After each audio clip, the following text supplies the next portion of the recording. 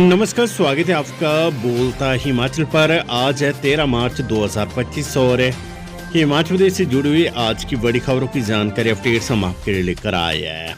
हमेशा की तरह आप इस वीडियो को लाइक कर दीजिएगा। चैनल पर नहीं जुड़े चैनल को आप सब्सक्राइब जरूर करें। पेश है आज की सबसे बड़ी खबरें। हिमाचल प्रदेश स्कूल शिक्षा बोर्ड धर्मशाला ने जारी किया चंबा और लाहौल स्पीति की पुनः परीक्षाओं का शेड्यूल। हिमाचल प्रदेश स्कूल शिक्षा बोर्ड की ओर से मौसम की विपरीत परिस्थितियों के दौरान स्थगित की गई चंबा के पांगी क्षेत्र और लाहौल स्पीति के विद्यार्थियों की परीक्षाओं को दोबारा करवाने के लिए बुधवार को नया शेड्यूल जारी कर दिया गया है। ये परीक्षाएं 26 मार्च से 3 अप्रैल तक संचालित की जाएगी। 8वीं SOS, 9वीं नियमित, 10वीं नियमित और SOS जमा 1 नियमित और जमा 2 के नियमित और SOS के छात्र ये परीक्षाएं देंगे। बोर्ड की ओर से 3 मार्च को प्रतिकूल मौसम परिस्थितियों के चलते पांगी और लाहौल स्पीति में 10वीं और जमा 2 के नियमित और SOS छात्रों की 4 से 8 मार्च तक संचालित होने वाली परीक्षाओं को रद्द कर दिया गया था। विधानसभा बजट सत्र मुख्यमंत्री सुक्खू 17 मार्च को सुबह 11 बजे पेश करेंगे बजट। विधानसभा अध्यक्ष कुलदीप सिंह पठानिया ने कहा है कि मुख्यमंत्री सुखविंदर सिंह सुक्खू 17 मार्च को अब दोपहर 2 बजे की बजाय सुबह 11 बजे वित्तीय वर्ष 2025-26 के बजट अनुमान सदन में प्रस्तुत करेंगे। उन्होंने कहा है कि कार्य सलाहकार समिति की सिफारिश पर ही आंशिक फेरबदल किया गया है। इसके अलावा 15 मार्च को सदन में अवकाश होगा, यानी सदन में 14, 15 व 16 मार्च को 3 दिन के अवकाश के बाद मुख्यमंत्री, जिनके पास वित्त विभाग भी है, 17 मार्च सुबह 11 बजे बजट प्रस्तुत करेंगे। कुलदीप सिंह पठानिया पत्रकारों से बातचीत कर रहे थे। सरकारी कर्मचारियों को तबादलादेश को चुनौती देने से पहले नए स्थान पर देनी होगी ज्वाइनिंग, हिमाचल हाई कोर्ट। सरकारी कर्मचारियों को अपने तबादलादेश को चुनौती देने से पहले नए स्थान पर अपनी ज्वाइनिंग देनी होगी। हिमाचल प्रदेश हाई कोर्ट ने तबादला नीति में जोड़े गए नए प्रावधान को चुनौती देने वाली याचिका को खारिज करते हुए स्पष्ट किए कि तबादलादेश की अवहेलना कर कोई कर्मचारी अपनी शिकायतों को व्यक्त करने के लिए सीधे न्यायालय में नहीं जा सकता है। न्यायाधीश त्रिलोक सिंह चौहान और न्यायाधीश सुशील कुकरेजा की खंडपीठ ने कहा है कि याचिकाकर्ता का ये कर्तव्य है कि वे सबसे पहले उस कार्यस्थल पर अपनी रिपोर्ट करे जहां उसका तबादला हुआ है और फिर अपनी व्यक्तिगत समस्याओं के बारे में विभागाध्यक्ष के समक्ष आवेदन करे। हमीरपुर कॉलेज में शुरू होंगे MBA, MCA, MA हिस्ट्री और पॉलिटिकल साइंस के कोर्स। मुख्यमंत्री सुखविंदर सिंह सुक्खू ने नेताजी सुभाष चंद्र बोस मेमोरियल महाविद्यालय हमीरपुर के वार्षिक कार्यक्रम की अध्यक्षता करते हुए महाविद्यालय में MBA और MCA कोर्स शुरू करने के साथ साथ अगले सत्र से इतिहास और पॉलिटिकल साइंस के PG कोर्स शुरू करने की घोषणा की है। उन्होंने महाविद्यालय के सिंथेटिक ट्रैक को ठीक करने और 100 लड़कियों के लिए छात्रावास बनाने की घोषणा की है। उन्होंने कहा कि हमीरपुर में को एजुकेशन राजकीय वरिष्ठ माध्यमिक पाठशाला शुरू की जाएगी और इसे राजीव गांधी राजकीय आदर्श डे बोर्डिंग स्कूल के रूप में विकसित किया जाएगा। उन्होंने कहा कि नादौन और बोरिंज में राजीव गांधी राजकीय आदर्श डे बोर्डिंग स्कूल अगले साल से शुरू हो जाएगा और बाकी विधानसभा क्षेत्रों में भी डे बोर्डिंग स्कूल खोले जा रहे हैं। हिमाचल में पटवारी कानूनगो की हड़ताल खत्म, राष्ट्र मंत्री के साथ बैठक में मांगों पर बनी सहमति। हिमाचल प्रदेश में पिछले कई दिनों से चल रही पटवारी कानूनगो की अनिश्चितकालीन हड़ताल खत्म हो गई है। इससे लोगों को बड़ी राहत मिली है। बुधवार को राष्ट्र मंत्री जगत सिंह नेगी के साथ हुई संयुक्त पटवारी कानूनगो संघ की बैठक में मांगों पर सहमति बनने के बाद हड़ताल वापस लेने का फैसला लिया गया है। गौरतलब है कि सरकार की ओर से पटवारी कानूनगो का राज्य कैडर करने की अधिसूचना जारी की गई थी। इसके विरोध में पटवारी कानूनगो पेन ड्रोन स्ट्राइक पर चले गए थे। पटवारी कानूनगो महासंघ के प्रदेश अध्यक्ष सतीश चौधरी ने बताया कि मांगों पर सहमति बनने के बाद हड़ताल खत्म करने का फैसला लिया गया है। वीरवार से सभी पटवारी कानूनगो दफ्तरों में काम पर लौट जाएंगे। उन्होंने कहा कि स्टेट कैडर को लेकर सरकार व महासंघ के बीच कहीं न कहीं अविश्वास पैदा हो गया था, जिसके बाद कर्मचारी हड़ताल पर चले गए थे। उन्होंने कहा कि बैठक में राज्य कैडर की अधिसूचना पर विस्तृत रूप से चर्चा हुई है। मंत्री ने आश्वस्त किया कि पहले की तरह पटवारी कानूनगो की भर्ती एवं पदोन्नति नियम प्रभावी रहेंगे। कोई भी हित प्रभावित नहीं होगा जब तक RNP नियम नहीं बदले जाते। इस संबंध में सीएम ने भी गूगल में आश्वासन दिया था। एचआरडीसी इस साल बदलेगा 1000 पुरानी बस से 600 नई बसों का खरीद ऑर्डर जारी। एचआरडीसी इस साल 1000 पुरानी बसें बदलेगा, 600 नई बसों की खरीद के ऑर्डर दे दिए गए हैं। ये बात डिप्टी सीएम मुकेश अग्निहोत्री ने बुधवार को विधानसभा में प्रश्नकाल के दौरान विधायक रणधीर शर्मा के सवाल के जवाब में कही है। इस दौरान विधायक विक्रम ठाकुर व हंसराज ने भी अनुपूरक सवाल किए। उप मुख्यमंत्री ने बताया कि प्रदेश में शुरुआत में 1500 बसों को इलेक्ट्रिक बसों में बदलने की बात हुई थी।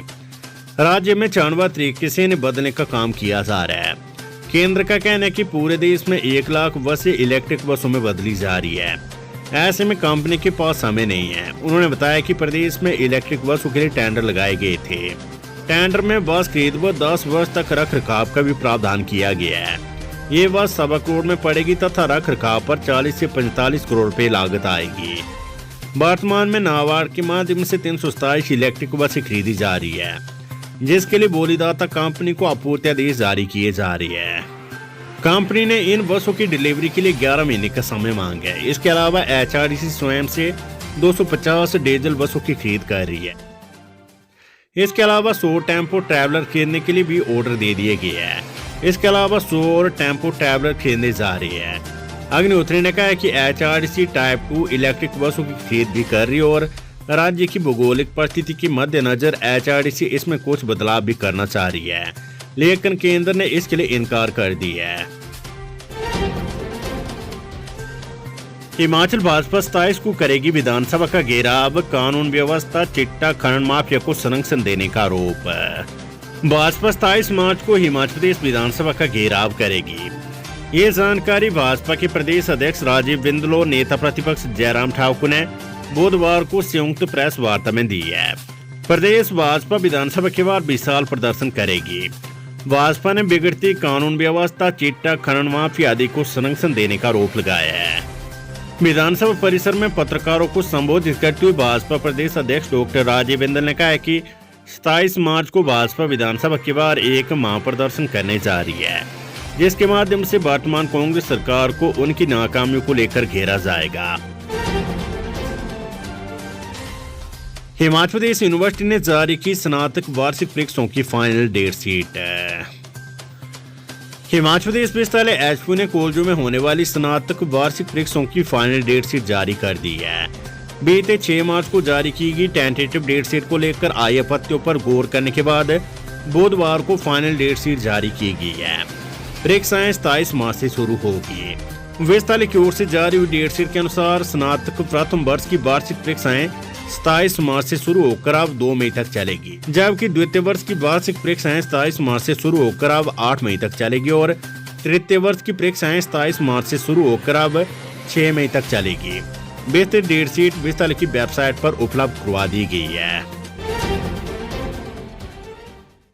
स्कूल शिक्षा बोर्ड धर्मशाला फ्लाइंग स्क्वाड की टीमों ने कुल्लू सहित 5 जिलों में पकड़े 26 नकल के मामले। हिमाचल प्रदेश स्कूल शिक्षा बोर्ड की ओर से संचालित की जा रही 10वीं और 12वीं कक्षा की वार्षिक परीक्षाओं के दौरान बुधवार को प्रदेश भर में 26 नकल के मामले पकड़े गए हैं। इनमें अकेले कुल्लू जिले में 16 मामले शामिल है।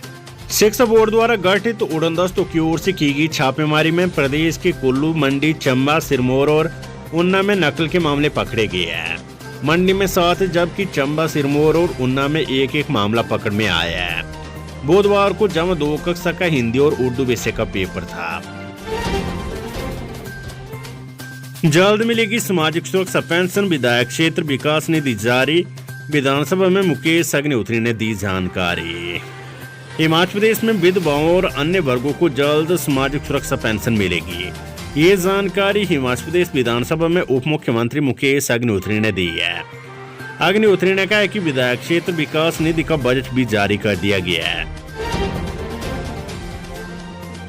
प्रदेश के स्कूलों में नशा करने पर विद्यार्थी होंगे निष्कासित, एडमिशन के समय देना होगा शपथ पत्र। हिमाचल प्रदेश के स्कूलों में नशा करते हुए पकड़े जाने पर विद्यार्थी को निष्कासित किया जाएगा। इसके अलावा स्कूलों में एडमिशन के समय विद्यार्थियों को नशा न करने और स्कूल नशा निषेध क्षेत्र है, इसका शपथ पत्र देना होगा। विद्यार्थियों के अलावा अभिभावकों से भी शपथ पत्र लिया जाएगा। इस संबंध में उच्च शिक्षा विभाग ने सख्त निर्देश जारी कर दिए है। विभाग के संयुक्त निदेशक की ओर से सभी उच्च शिक्षा उपनिदेशकों को इस संबंध में पत्र लिखकर स्कूलों में एडमिशन के समय विद्यार्थियों व अभिभावकों से शपथ पत्र लेने के निर्देश दिए हैं। इसके साथ ही उच्च शिक्षा विभाग ने सभी जिलों से स्कूलों में नशे की गतिविधि में संलिप्त पाए जाने वाले विद्यार्थियों का रिकॉर्ड भी तलब किया है। हिमाचल प्रदेश में मैजिक शो पर हुआ विवाद, प्रारंभिक शिक्षा उपनिदेशक हमीरपुर से जवाब तलब। हमीरपुर जिले की सरकारी और निजी स्कूलों में जादू शो दिखाने के आदेशों के संदर्भ में शिक्षा निदेशालय की ओर से प्रारंभिक शिक्षा उपनिदेशक हमीरपुर से जवाब तलब किया गया है।